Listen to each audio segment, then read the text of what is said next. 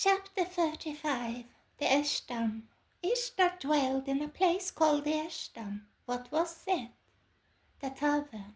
ESHDAM was the ancient Mesopotamian word for a tavern, pub, or inn. The tavern was especially linked to the goddess. She was the protector of the ESHDAM, the patroness of taverns. Of the goddess's special relationship to the tavern, one writer observed, from this period and into the first millennium BCE, the tavern or alehouse was Inanna, Ishtar's special province, and on that she personally safeguarded.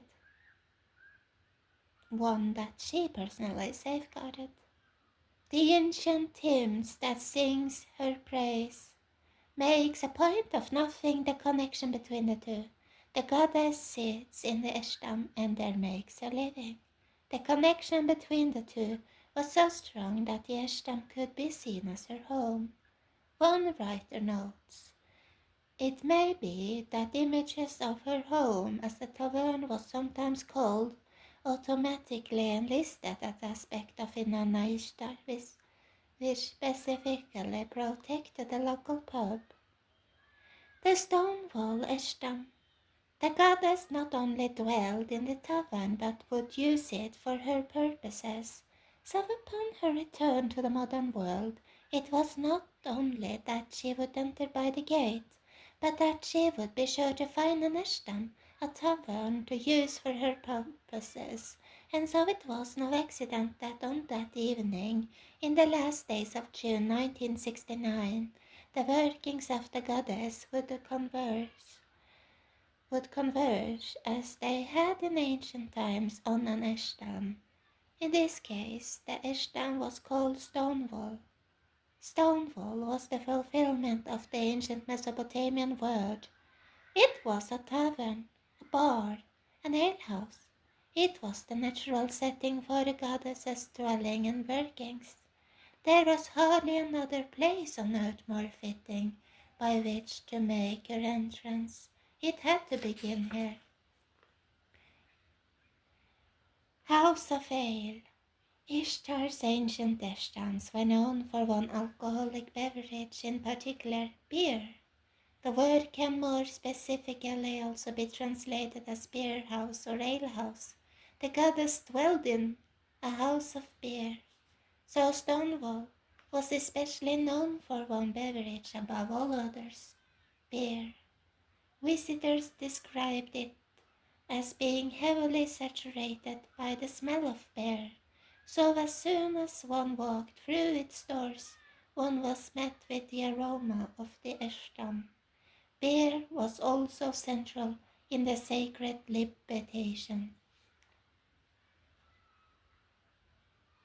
libations offered up to Ishtar and the gods. Fermenting vats were used in religious rituals, spells, and incantations. The liquid was believed to possess magical powers. The ESHDAM or alehouse was believed to be a supernaturally charged space in possession of the goddess.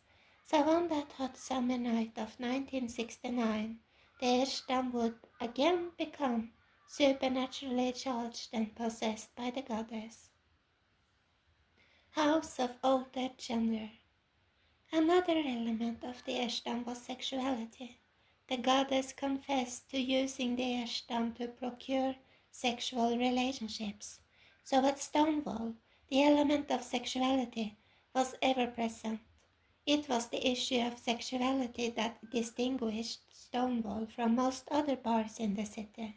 And it was that issue of sexuality that ignited the explosion. The goddess connects her altering of gender to a particular place. When I sit in the alehouse, ESHDAM, I am a woman, and I am an exuberant young man. Thus, in the presence of the goddess, the ESHDAM became the place where the lines of gender were blurred and broken, and where the nature of sexuality was altered. There a woman became a man, and a man a woman. And so it was with Stonewall.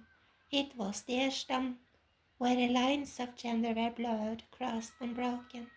It was the ESHDAM in which sexuality was altered and from which that altering would spread to the world.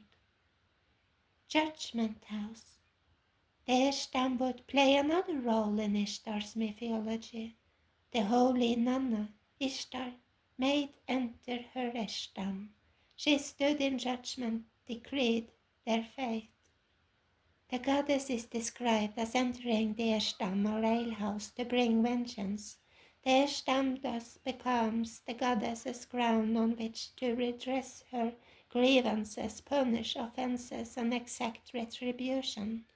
On the night the riot began, the ESHDAM of Stonewall again became the site where offenses were punished, grievances redressed, and scores evened. That night, the multitude, inflamed by the spirit of the goddess, attempted to enter ESHDAM and stand in judgment against the civilization they believed had sinned against them. Go down to your alehouse. One Mesopotamian text says this of the goddess, Harlot, you go down to the alehouse.